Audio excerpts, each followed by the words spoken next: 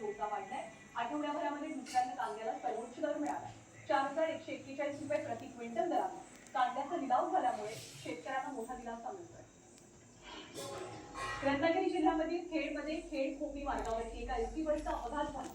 बसचा spring rod तुटल्यामुळे बस शेतात पलटी होता होती. दरम्यान बसमध्ये 35 ते 40 प्रवासी सुखरूप आहेत.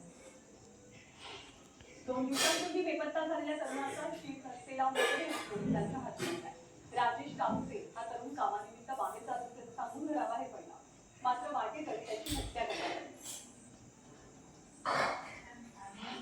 चंद्रपूरच्या ब्रह्मपुरी तालुक्यात गणेशपूरमध्ये विजेच्या तारेचा करंट बसल्यामुळे चौघांचा मृत्यू झाला तर 2 शेतकरी जखमी झाले. संगमनेर तालुक्यातील निमगाव टेंभीमध्ये बिबट्याच्या हल्ल्यामध्ये एक महिला ठार झाली आहे. या बिबट्याने महिलेला 20 ते 25 फूट शेतामध्ये ओढून नेलं. या घटनेमुळे परिसरात भीतीचं वातावरण. नवेगाव नागझिरा व्याघ्रप्रकल्पात सोडलेली वाघीण रस्ता भरकटल्यामुळे वनखात्याची चिंता वाढली. गोंदियाच्या ढाबणी परिसरात वाघीण असल्यामुळे नागरिकांना